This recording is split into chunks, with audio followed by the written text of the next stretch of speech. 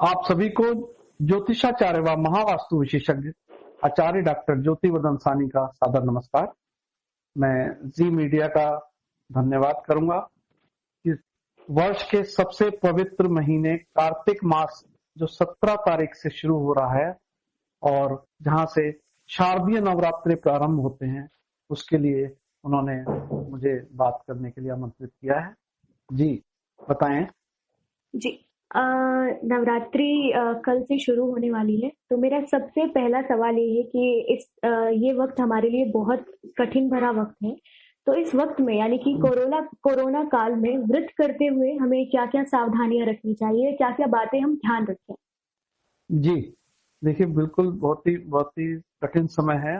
पिछले नवरात्रे भी नहीं हो पाए थे चैत्र मास के, और मैं समझता हूँ कि जो राक्षसों का संहार करने वाली देवी हैं, शक्ति स्वरूपा दुर्गा, उनके इस बार नवरात्रे होने के बाद कोरोना बिल्कुल ही भाग जाएगा। जब हम उनकी आराधना करेंगे, कोरोना रूपी राक्षस का पूरा नाश होगा। तो हम जो मूर्ति है भगवती की, खेतरी बीज के जो हम कलश जो है रखते हैं, उसके ऊपर साथ में यदि हम धागा बांधते हैं, मौली जिसको कहते हैं, एक हम स्वास्तिक बनाते हैं और उसके ऊपर फिर 5 आम के पत्ते रखकर जो कलश का ढक्कन है उसको रख दें। उसके ऊपर यदि हम थोड़े से अक्षत चावल भी यानी कि डाल दें और फिर एक जटा वाला नारियल लेकर हम उसको 5 बार मौली से लपेटकर और दक्षिणा स्वरूप में 11 रुपए यदि हम उसमें रखकर और नारियल को उस कलश के चावल के ऊपर रखते हैं, तो आप ये समझिए कि पूरा विधि विधान से हमारी कलश की स्थापना मान ली जाएगी। एक बहुत महत्वपूर्ण बात यहाँ पे मुझे याद आ रही है कि जब हम कलश की स्थापना करें, जो उसके ऊपर नारियल रखें, तो जो उसकी आंख होती है वो हम देखें कि हमारी तरफ रहे, छुप ना जाए पीछे की तरफ। यानी कि इसका संदेश ये होता है कि हम माँ से आंखें मिलाकर बात कर रहे हैं, आशीर्वाद ले रहे हैं, उनसे हम कनेक्ट हैं। तो ये बहुत एक छोटी सी बात है, लेकिन बहुत महत्वपूर्ण बात है। किस समय इसका मुहूर्त है इस कलश स्थापना का, राहु काल का भी ध्यान रखना होता है। जैसे शनिवार को जो सामान्यता जो हमारा रहता है वो 9 से 10:30 तक रहता है, तो 7:30 से 9 बजे तक या तो कलश स्थापना कर लें, वरना फिर 9 से 10:30 राहु काल में ना करें। 10:30 के बाद आप 1 बजे तक कलश स्थापना कर सकते हैं। तो ये अवश्य ध्यान रखें। जी बताएं। जी, मेरा दूसरा सवाल ये है कि किस तरह नवरात्र पूजा की जाए? विधि विधान से खेतरी पूज कर कलश स्थापना करते हैं।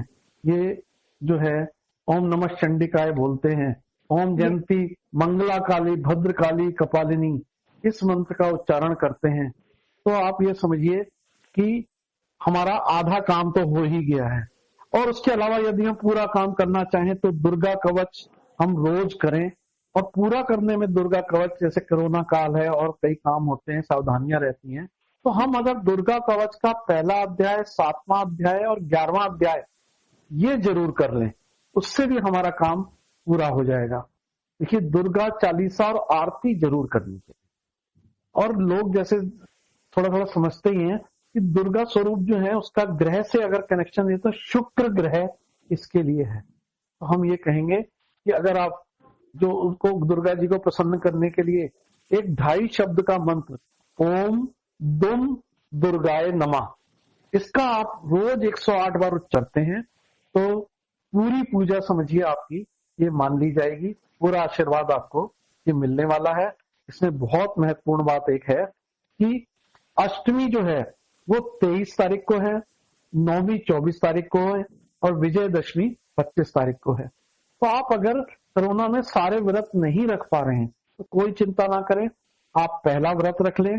अष्टमी पूजनी है तो सप्तमी का व्रत रख लें, और नौवीं आपको पूजनी अपने तो परिवार के रीति रिवाजों के हिसाब से, तो आप पहला और 8वां अष्टमी का व्रत रख लें। उसके बाद आप कन्या पूजन करें, तो सभी विधि विधान से आपकी आशीर्वाद आपको मिलने वाला है। क्या काम हमें नवरात्रि में बिल्कुल नहीं करना चाहिए? जी जी जी, देखिए, कोई भी अनुष्ठान होता है, पूजा होती है, तो हमारे शास्त्रों में, हिंदू धर्म में, हमारी संस्कृति में कुछ नियम है। 2-3 बातें देखें कि जो अशुद्ध जिनको बोला गया मांस मदिरा, बिल्कुल उसका सेवन वर्जित है। किसी भी पारिवारिक सदस्य के द्वारा।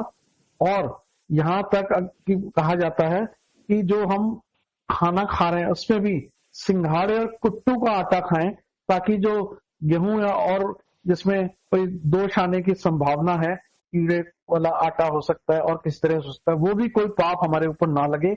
और यदि पुरुष जो हैं घर के सदस्य, वो अगर दाढ़ी ना बनाए, शेव ना करें, अगर उन्होंने खेतरी स्थापित की हुई है, तो ये बहुत बढ़िया बात रहती है। वो पुरुष ऐसा ध्यान रखें और महिलाएं पूरा शुद्धि का ध्यान रखें। यहाँ पे एक प्रश्न और भी आ रहा था लोगों का शुद्धि की बात में, कि मान लीजिए कोरोना काल है, हमारे चाचा ताऊ में किसी में, हमारे कुटुंब में कोई दुर्घटना किसी के साथ हो जाती है और हमने जो है खेतरी पूज रखी है, तो हम क्या करें बीच में।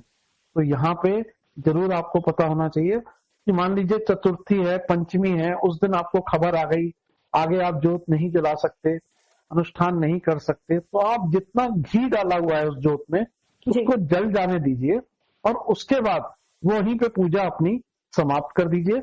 जो आपकी अष्टमी या नवमी का पूजन करना है आपको, वो चतुर्दशी को, जो कार्तिक पूर्णिमा से एक दिन पहले आएगी, तो आप चतुर्दशी को उस दिन कन्या पूजन आप करेंगे, तो आपके नवरात्रि का कोई दोष आपको नहीं लगेगा, पूरा शुद्धि से ये सारा काम आपका हो जाएगा।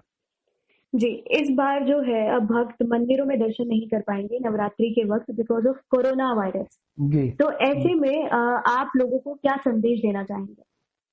देखिए, ये बहुत जरूरी है कि अपने परिवार की सुरक्षा का ध्यान रखा जाए, सरकार के नियमों का पालन किया जाए और कहीं भी भीड़ भाड़ में सार्वजनिक स्थान में ना अपने को इन्वॉल्व करें।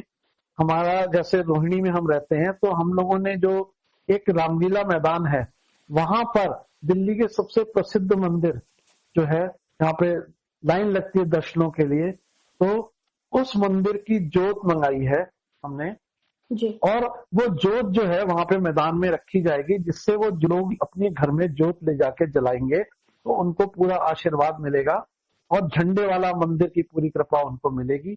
और दूर से जोत के उसके दर्शन कर सकते हैं मैदान में, उससे भी उनको कृपा मिलेगी। आप जिस मंदिर में जाके हर साल श्रृंगार करते थे, तो आप श्रृंगार का अपना सामान दान का निकाल लीजिए और वहां पे जब समय हो तो दे के आ जाइए। जब कोरोना खत्म होगा तो माँ का श्रृंगार आपके वस्त्रों से हो जाएगा। नहीं तो आप जो कन्या पूजन करेंगे उसमें भी माँ के श्रृंगार का सामान दे सकते हैं। और अगर आपको पूरा ही आशीर्वाद लेना है तो हम ये कहेंगे कि आप जो मंदिर में अखंड जोत जल रही है वहां पे जाएं, पंडित जी को घी दे के आ जाएं। तो आपके घी से, यदि आपने घर में कलश स्थापना नहीं किया है, यदि नहीं पीजी है, तो आप जो घी दे के आएंगे मंदिर में, उसमें जोत में डलता जाएगा, तब भी आपको पूरा आशीर्वाद इस कोरोना में माँ का मिलने वाला है। जी, कोई आखिरी बात जो आप लोगों को बताना चाहेंगे कि नवरात्रि में कोई भी संदेश जो आप देना चाहें? जी, मैं एक ये बात अवश्य कहना चाहूंगा कि आपको जो कार्तिक महीना है उसका महात्म्य समझना चाहिए। हमारे हिंदू धर्म के 5-6 प्रमुख त्योहार जो हैं वो कार्तिक में ही आते हैं, चाहे करवा चौथ है, चाहे अहोई पूजा है, चाहे नवरात्रे हैं, चाहे दीपावली है। तो इतना महत्वपूर्ण जो ये कार्तिक मास है, और जिसकी पूर्णिमा शरद पूर्णिमा पर यदि आप खीर रात को रख देते हैं और वो खीर कुछ घंटे चांदनी में रखने के बाद चंद्रमा की आप परिवार के साथ खाते हैं, तो आपके कोरोना क्या किसी भी रोग की कोई संभावना है तो वो खत्म हो जाएगी। पूरा उसमें ऐसे जो है आपको ब्लेसिंग्स मिलते हैं, ऐसे आपको प्राकृतिक कृपा मिलती है उस खीर में कि आपके घर में कलेश नहीं रहेगा, सुख शांति रहेगी और बीमारी परेशानी उसमें दूर हो जाएगी आपकी। और बहुत जरूरी बात, देखिए माँ जो शक्ति स्वरूपा है वो श्रृंगार रूप में है, तो आप गलती से भी फैशन के इस दौर में काले नीले वस्त्र पहन के पूजा पाठ ना करें, बिल्कुल भी नहीं। आप रंगीन वस्त्र पहने और जो माँ का आशीर्वाद ये रहता है 8-9 दिन, तो वास्तव में आपकी जिंदगी में खुशहाली, रंगीनियां और सब खुशी ये आपको मिलती है। वस्त्रों का भी अपने ध्यान रखें। जय माता दी। Presenting B News app available on Google Play and App Store. Download it now.